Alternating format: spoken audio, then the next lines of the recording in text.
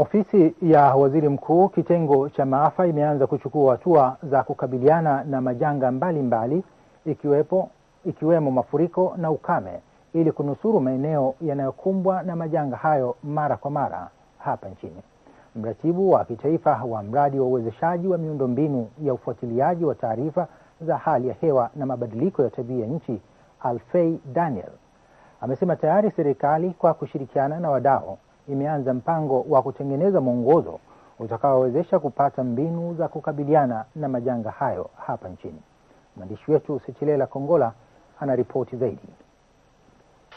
Wawakilishi wa maeneo mbalimbali ambayo yamekuwa yakiathirika mara kwa mara na majanga ya mafuriko na ukame katika wilaya ya Rumeru mkoani Arusha pamoja na viongozi wa wilaya hiyo wamekutana na wataalamu kutoka ofisi ya Waziri Mkuu kitengo cha maafa kwa lengo la kupatiwa mafunzo pamoja na kujadiliana namna wanavyoweza kukabiliana na majanga ya ukame na mafuriko.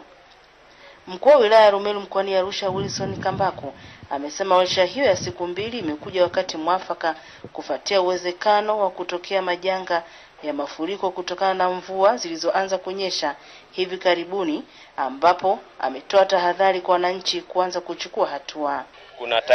Kuna dalili za kutokea kwa maafa yale. Sasa hivi ni msimu wa mvua na unaweza ukaona kwamba kuna maji mengi mvua ikinyesha, maji kutoka maeneo ya huko juu kata za Nkwarisambu mengi yanashuka kule kwenye kata za huko chini kama Mbuguni na maeneo yaliyoko huko chini. Tumekuwa tukitoa tahadhari kwamba wananchi kwanza waepuke kujenga kwenye maeneo yale ambayo yanapitiwa na mikondo ile ya maji.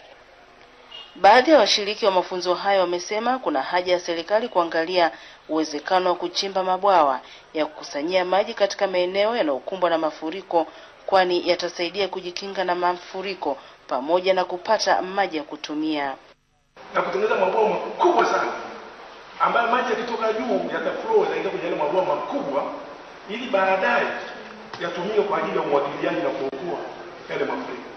Yaani vinginevyo kwa hali ilivyo kule Mbuguni kuirescue hali ile nje ya hiyo kwa bado tatizo. Sasa sisi mara nyingi tunasema mpaka tupate wafadhili. Mimi nafikiri hapa sasa kwa vile wadau tuko hapa, yale ya kufanya sisi ni vizuri tungewekea mkakati.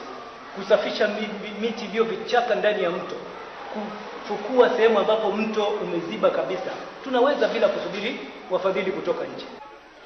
Mratibu wa kitaifa wa mradi wa uwezeshaji wa miundombinu ya ufuatiliaji wa hali ya hewa na mabadiliko ya tabia nchi na uwezeshaji wa mifumo ya tahadhari, Alfei Daniel, amesema mradi huo unalenga kuboresha miundombinu pamoja na kuwajengea uwezo wananchi wa maeneo husika kutambua namna ya kukabiliana na majanga hayo pamoja na kuandaa mipango mikakati ya kuzuia. Idara ya uratibu wa maafa itatumia huu mwongozo hususan kwa hizo wilaya za mfano kuweza kuangalia kwamba ni hatua zipi stahili ambazo wanaweza wakazichukua kuhakikisha kwamba wananchi waweza kukabiliana na haya majanga au kuweza kuwa tayari kama yatatokea, kwa maana ya usambazaji wa vitu vyote vinavyotokea. Kwa mfano taarifa ya dharura iweze kumfikia mlengwa.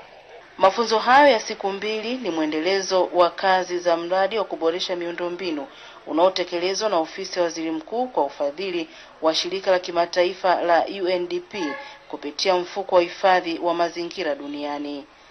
Sechilela Kongola, TBC1, Arusha.